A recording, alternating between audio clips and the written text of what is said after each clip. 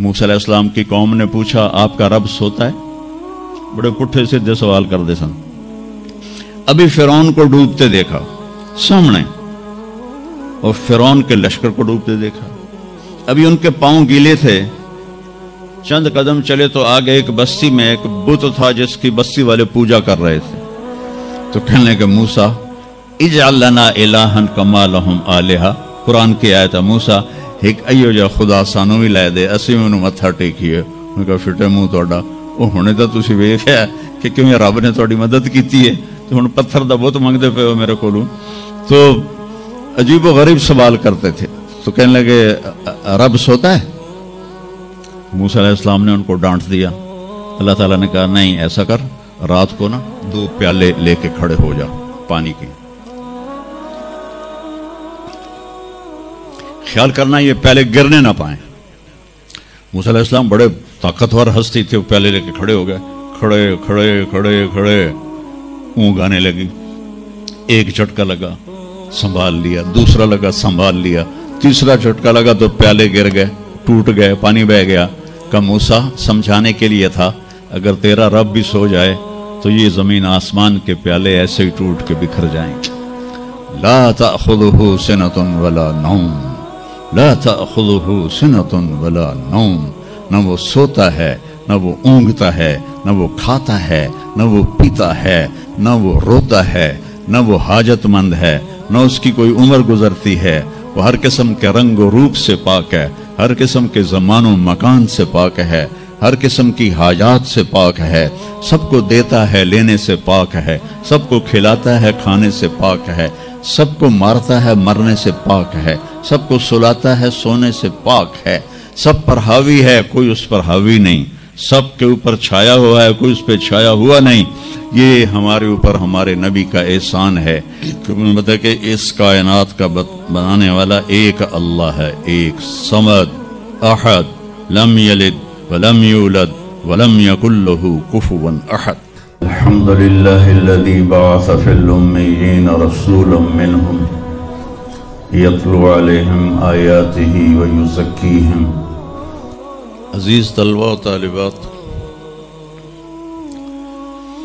آپ بہت کچھ یہاں پڑھ رہے ہیں اور ساری نسل ہماری یونیورسٹیز میں پڑھ رہی ہے.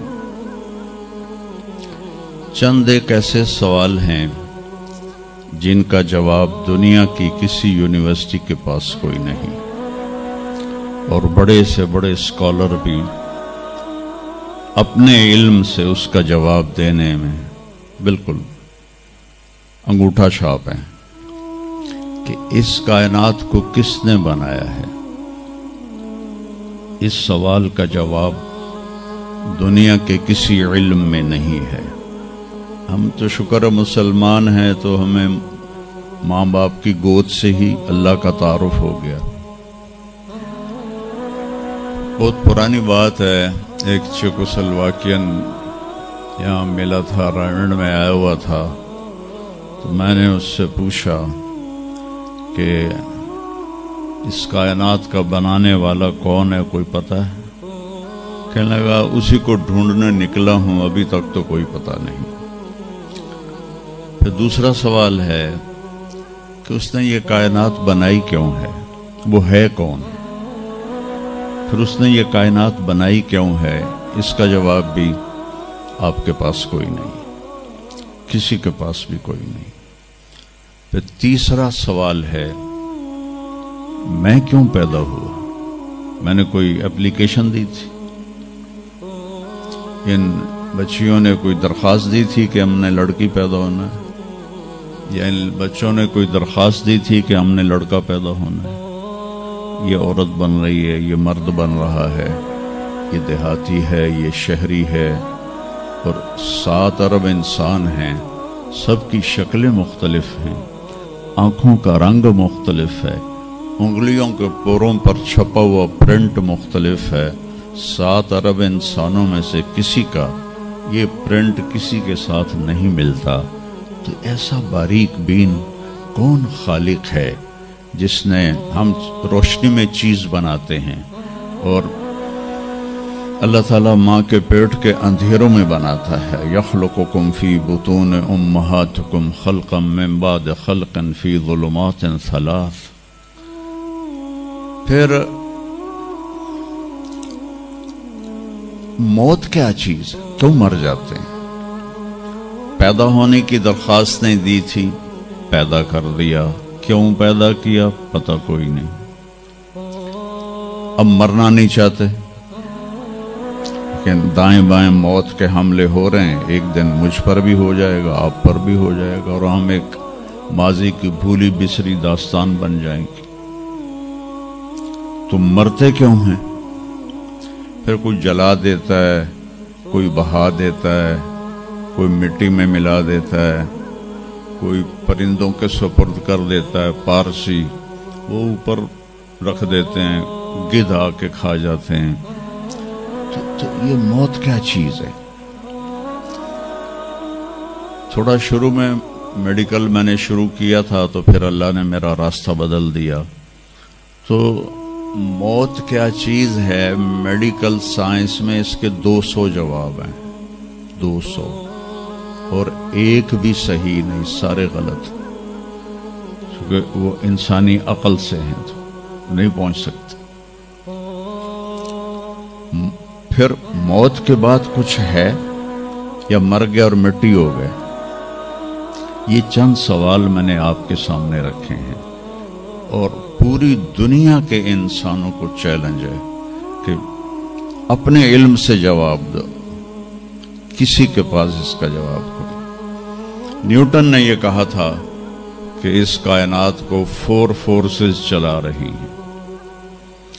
عبدالسلام نے، پاکستانی سائنسدان اور 2 امریکن سائنسدان، 1976 میں یہ ثابت کیا کہ اس کائنات کو 4 نہیں 3 طاقتیں چلا رہی ہیں. اسٹیفن ہاکنگ نے چند سال پہلے یہ ثابت کیا کہ اس کائنات کو ایک طاقت چلا رہی ہے. اس سے پوچھا گیا وہ اللہ ہے؟ کہنے لگا نہیں، وہ اللہ نہیں ہے.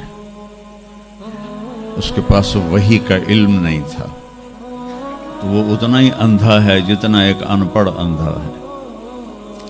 تو اس سے پوچھا گیا کیوں؟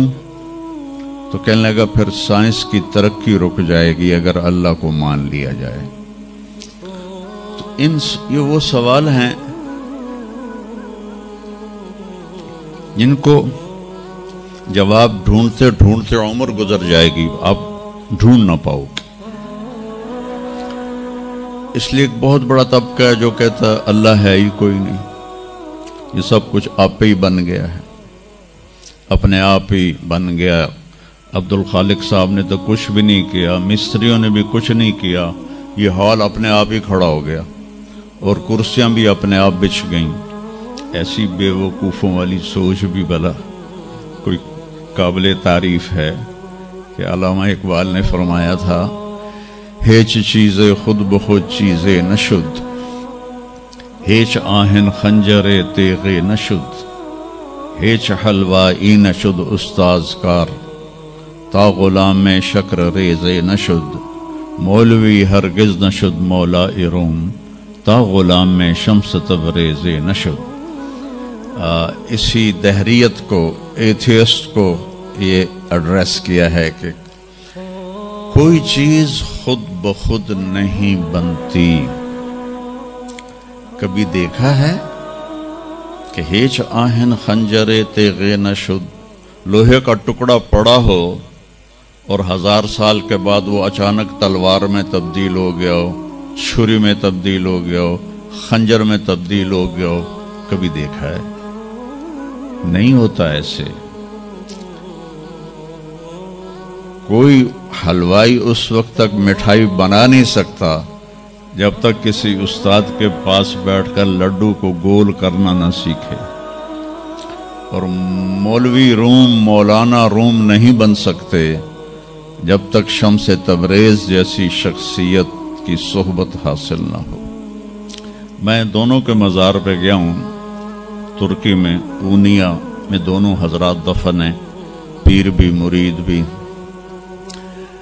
مولانا روم کو آج شاید کوئی دھرتی پہ جانتا بھی نہ، اور میں اس یونیورسٹی میں ان کا نام بھی نہ لیتا۔ وہ ایک فلسفی عالم تھے اور منطقی عالم تھے۔ وہ دور تھا فلسفہ اور منطق کا، مسلمانوں نے قرآن و حدیث کا علم بہت پس پشت کر دیا تھا، اور جو فلسفہ اور منطق کے عالم ہوتے تھے وہ بادشاہوں کے دربار میں بڑی جگہ پاتے تھے۔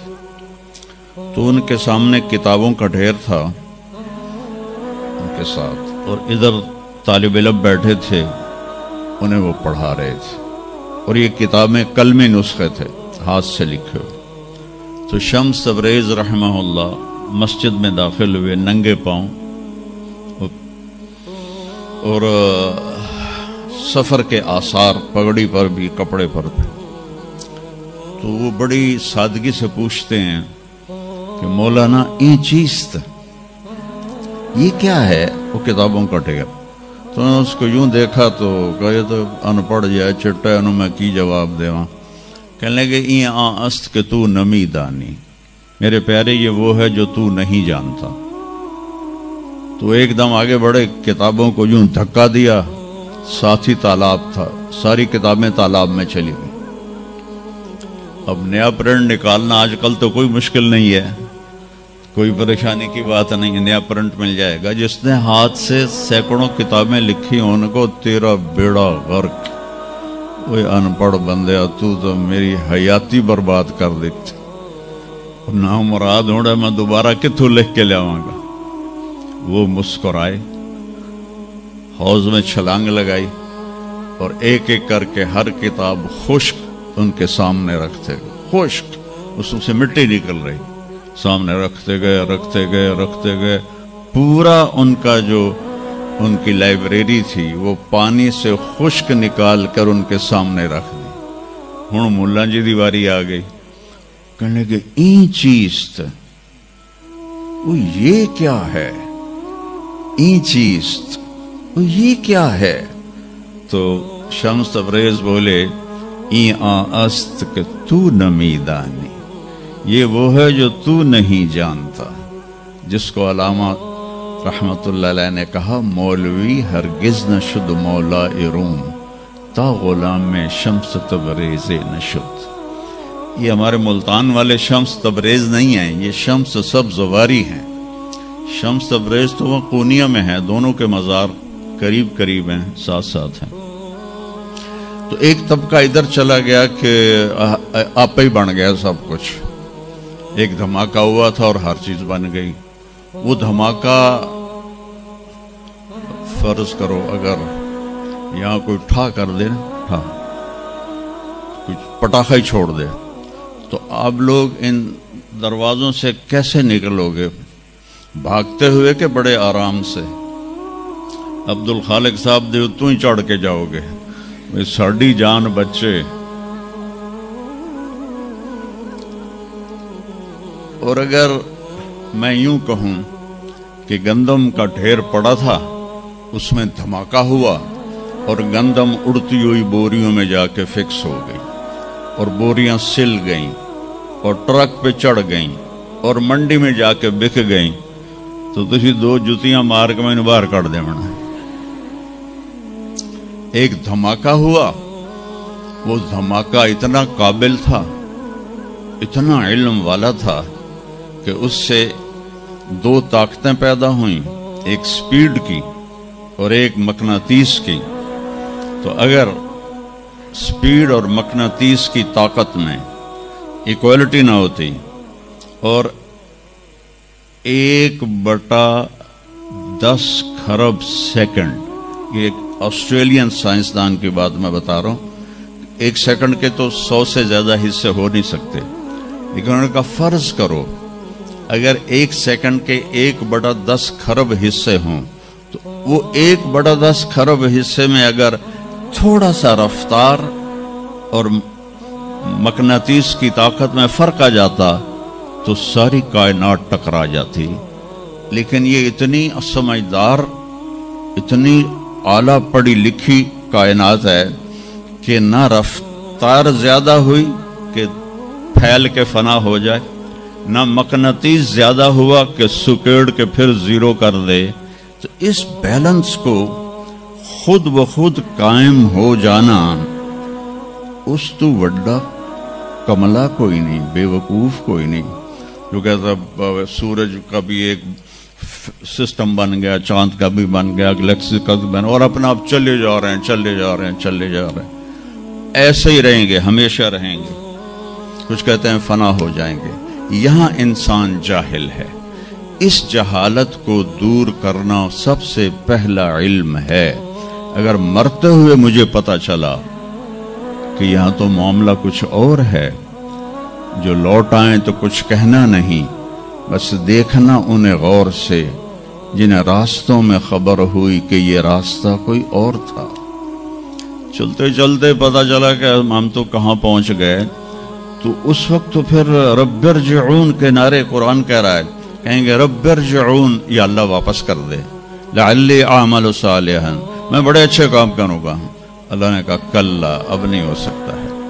تو نبی جو آتا ہے 1,24,000 نبی یہ علم لے کر آتے ہیں، اور وہ انسانوں کی اس جہالت کو دور کرتے ہیں۔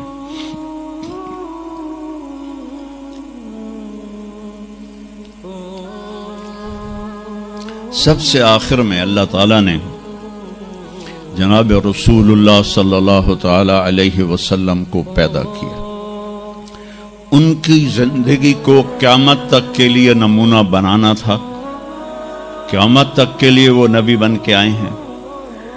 لکل قوم ہاد، ہر قوم میں نبی آتے تھے، لیکن ہمارے نبی کے بارے میں اللہ نے کہا وما ارسلناک الا کافۃ للناس بشیرا ونذیرا، ہم نے آپ کو پوری دنیا کے انسانوں کے لیے بھیجا ہے۔ تو اس کے لیے ضروری تھا کہ آپ کی زندگی کی ہر چیز کھلی کتاب کی طرح آج بھی ہمارے سامنے موجود ہو۔ اگر میں آپ کے طریقے پر چلنا چاہوں تو میرے پاس مواد موجود ہو، تو یہ واحد نبی ہیں جن کی ہر چیز اللہ تعالیٰ نے محفوظ کی۔ کسی نبی کی پوری زندگی محفوظ نہیں ہے، کسی نبی کی، آدم علیہ السلام سے لے کر عیسیٰ علیہ السلام تک کسی نبی کی مکمل زندگی موجود نہیں ہے۔ اور ہمارے نبی کی زندگی پیدائش سے لے کر آنکھ بند ہونے تک ایک ایک پل کی زندگی آپ کی ہمارے پاس موجود ہے۔ میں نے ایک آیت پڑھی تھی لقد جاءکم رسول من انفسکم، میں موریتانیہ گیا، وہاں پڑھتے ہیں لقد جاءکم رسول من انفسکم۔ موریتانیہ ویسے تو افریقہ میں ہے لیکن عرب ملک ہے، وہاں سارے یمنی عرب رہتے ہیں سارے، اور پورے موریتانیہ میں آپ حیران ہوں گے ایک بھی بے نمازی نہیں، پورے موریتانیہ میں ایک لڑکا لڑکی مرد عورت بے نمازی نہیں۔ اور صومالیہ میں گیا، ایک بچہ بچی مرد عورت بے نمازی نہیں۔ ہمارے بچے، آپ لوگ کالج آتے ہو تو موبائل آپ کے ہاتھوں میں ہوتے ہیں، بس میں بیٹھے ہو یا گاڑی میں بیٹھے ہو، موبائل پہ آپ کی نظر ہوتی ہے۔ اور میں چونکہ 2 دفعہ گیا ہوں صومالیہ، 2 دفعہ، تو وہ بچے جب صبح جا رہے ہوتے ہیں اسکول تو ان کے ہاتھوں میں قرآن ہوتے ہیں اور وہ قرآن پڑھتے جا رہے ہوتے ہیں، کوئی میچ ہی نہیں ہے، ایسی خوبصورت زندگی ان کی۔ تو آدم سے عیسیٰ علیہ السلام تک کسی نبی کی مکمل 25 نبیوں کے نام قرآن میں ہیں، 25 آئے تو 1,24,000 ہیں۔ 1,24,000 میں 5 نبی سب سے بڑے ہیں، نوح علیہ السلام، ابراہیم علیہ السلام، موسیٰ علیہ السلام، عیسیٰ علیہ السلام اور محمد علیہ السلام۔ یہ 5 نبی اولو العزم کہلاتے ہیں، یہ سب سے بڑے رسول ہیں، سب سے بڑے رسول ہیں۔ لیکن زندگی صرف ہمارے نبی کی، من انفسکم میں اشارہ ہے آپ کی خاندان، آپ کی خاندانی وجاہت کی طرف کہ آپ بنو ہاشم سے ہیں جو سب سے عالی خاندان ہے، اور آپ کا نسب آدم علیہ السلام تک محفوظ ہے، بے داغ نسب ہے۔ آپ نے فرمایا میں اپنے باپ، جتنے بھی میرے پیچھے باپ ہیں، کسی میرے باپ سے زنا ثابت نہیں ہے، میرے کسی باپ نے زنا نہیں کیا ہے۔ یہ نسل کی حفاظت کا نظام چلایا۔ ایک دفعہ میں نے ملتان کی ضلع کونسل سے اپنے تلمبہ ہمارا ہوم ٹاؤن ہے، تو اس کے گرد ہماری زمینیں ہیں، تو میں نے اپنے بزرگوں کے دیکھنے کے لیے نام شجرے، تو وہاں سے میں نے 3 لاکھ روپیہ دے کے تو وہ رجسٹر نکلوایا۔ 1874 کا رجسٹر تھا، تو اس میں 1874 سے پہلے کا تو لکھا ہوا نہیں ہے، بعد کا لکھا ہوا ہے آخر تک۔ تو اس میں 19 نام مجھے ملے، میں ان کو یاد نہیں کر سکا، حالانکہ میرے پیو دادے پردادے، لیکن میں یاد نہیں کر سکا۔ دہرانے کی کوشش کی، حافظہ بھی اللہ نے اچھا دیا، یاد نہیں ہوئی کہ اس میں وہ دلچسپی نہیں تھی۔ میں نے اپنے نبی کا نسب نامہ یاد کرنا شروع کیا، اس میں 90 نام ہیں، اور میرے دل میں تھا کہ میں روضہ رسول کے سامنے کھڑے ہو کر آپ کو سلام پیش کروں گا، آپ کے نسب کا پوری پیڑھی، ہماری پنجابی میں پیڑھی کہتے ہیں، پوری پیڑھی پڑھ کے میں آپ کو سلام پیش کروں گا، کیونکہ ہمارا کلچر ہے، ہم لوکل لوگ ہیں، ہم مائگریٹڈ نہیں ہیں، نسلوں سے آباد ہے اور زمیندار ہیں۔ تو ہمارا ایک کلچر ہے کہ ہمارے مراسی ہوتے ہیں، وہ آ کے ان کا کوئی کام نہیں ہوتا، سرداریاں قائم، دیر آباد، میاں طارق جمیل دے، میاں اللہ باش دے، میاں نیت علی دے، میاں گانے دے، میاں جہانے دے، اگو میں بھی نہیں پتا، وہ پڑھی جاندے، اور وہ لے کے جاتے ہیں دانے، لے کے جاتے ہیں پیسے، ان کی بچیوں کی شادیاں کرواتا ہوں، بیمار ہو جائیں علاج کرواتا ہوں، اور کام وہ دھیلے کا نہیں کرتے۔ ایک مراسی اپنے بیٹے کو لے کر آ گیا، میں ڈیرے میں تھا، کہنے لگا میاں صاحب، ہمارا ٹائٹل وہاں میاں صاحب میرے پوتر نو نوکری لوا دی۔ میں آخیا کدی مراسیاں نوکری کیتی ہے پہلے؟ کہنے لگا بھوکے مر گئے ہیں، دیرے اجڑ گئے، زمیندار شہرانو بڑھ گئے، تو سوا کوئی سانو خیرات ہی نہیں لبدی، تو چلو کوئی نوکری کر لوے۔ میں نے اس کے سامنے بیٹھے فون ملایا، فاطمہ شوگر مل کے جو جی ایم تھے، میرے دوست تھے، میں نے کہا ایک بچہ بھیج رہا ہوں، رکھ لو۔ انہوں نے کہا بھیج دیں، لیبر میں رکھ لوں گا۔ تو میں نے اسی طرح کہہ دیا چاچا انہوں لے جا، لیبر چ رکھ لے سن، بھلا ہوئے سرداریاں قائم۔ چوتھے دن دونوں پھر میرے ڈیرے پر، میں کہا تینوں تو مظفر گڑھ بھیجے آئی تو واپس کیوں آ گیا؟ تو اس کا باپ کہتا ہے میاں صاحب میں سمجھا لیبر کوئی وڈا افسر ہوندا ہے، تو میرا پتر افسر ہو سی، انہیں تو بوریاں چوا چوا چوا دی کنڈ بن چھڑی۔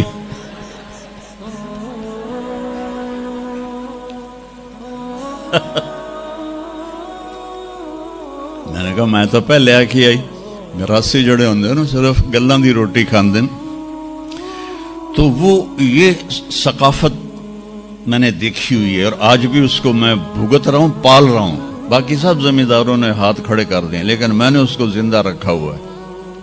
من انفسکم لقد جاءکم رسول من انفسکم۔ یہ واقعہ ہے صبح 10-11 بجے کا، تو آف سیزن تھا، اتنا رش نہیں تھا۔ تو عصر کے بعد میں نکلا نماز پڑھ کے، تو ایک لڑکا بھاگا بھاگا آیا، کہا جی آپ مولانا طارق جمیل ہیں؟ میں نے کہا جی۔ میں کہا تم مجھے پہچانتے ہو؟ کہا نہیں جی، آپ کے ساتھ لوگ تھے کافی، تو میں نے ایک آدمی سے پوچھا کہ یہ کون ہے، تو انہوں نے کہا یہ مولانا طارق جمیل۔ کہا جی میں ابھی عصر کی نماز میں پہلے آ گیا تھا. یہ عصر کے بعد مجھے وہ بات بتا رہا ہے. میں عصر کی نماز سے پہلے آ گیا تھا. پرانی مسجد میں جگہ مل گئی. بیٹھے بیٹھے مجھے نیند آ گئی تو میں نے خواب میں اللہ کے نبی کو دیکھا. انہوں نے فرمایا کہ طارق جمیل کو بھی میرا سلام کہہ دو. تو وہ جو میرا پیڑھی پڑھ کے سلام عرض کرنا تھا وہ بارگاہ رسالت میں قبول ہوا. لقد جاءکم رسول من انفسکم. کہاں سے لاؤ گے ایسا رسول کہ جس کی زندگی کی ہر چیز محفوظ ہو. پھر افریقہ میں پڑھتے ہیں من انفسکم. انفس کہتے ہیں نفیس کو, کہ ایسا نفیس کوئی ہے. ایک بدو عورت تھی, جب آپ تشریف لے گئے نا ہجرت کر کے مدینہ, تو رابغ ایک جگہ آتی ہے, وہاں بھوک لگی, پیاس بھی. تو ایک خیمہ دیکھا, وہاں پہنچے تو ایک بڑھیا بیٹھی تھی, اس کا نام تھا ام معبد الخزاعیہ. تو آپ نے سوال کیا, ماں جی ہم مسافر ہیں, کوئی کھانے کو ملے گا؟ تو نے کہا بیٹا قحط کا زمانہ ہے, کچھ بھی نہیں ہے.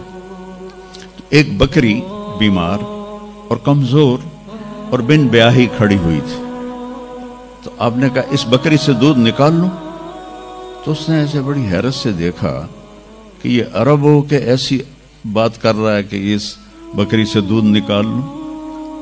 تو وہ کہنے لگی یہ تو بن بیاہی ہے, اس کا تو ویسے بھی اس کے جسم پر بوٹی نہیں ہے, اس سے ایک قطرہ بھی کوئی نہیں. کہا ماں جی آپ اجازت دیں؟ کہا لگا ٹھیک ہے. تو وہ آپ کو غور سے دیکھنے لگی, چونکہ انہونی بات ہو رہی تھی. اپنے اتنا بڑا وہ تھا برتن, وہ آپ نے لیا اور اس کے تھنوں کو یوں ہاتھ لگایا تو وہ چھلک کے مشکیزے کی طرح نیچے آ گئے, اور آپ نے دودھ نکالا, وہ فل ہو گیا. آپ نے حضرت ابو بکر کو پلایا, عامر بن فہیرہ کو پلایا, عبداللہ بن اریقت جو آپ کے رہبر تھے, آخر میں آپ نے خود پیا. پھر دوبارہ نیچے بیٹھے اس کے, اور پھر نکال کے پورا وہ جگ بھر کے رکھ کے دے آئے. بکری کی عمر ہوتی ہے 7 سال.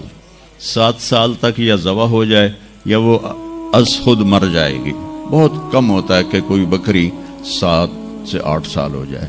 یہ اس بکری کو میرے نبی کے ہاتھ لگے تھے, یہ بکری 22 برس زندہ رہی, 22 برس, اور اس کو ذبح نہیں کیا گیا, یہ مر گئی, خود ہی مر گئی, وہ نبی کے ہاتھوں کی برکت. شام کو اس کا خامد آیا ابو معبد, نے کہا یہ دودھ کہاں سے؟ تو ام معبد کہنے لگی اس بکری سے. پاگل ہو گئی ہیں, یہ بکری دودھ دے سکتی ہے؟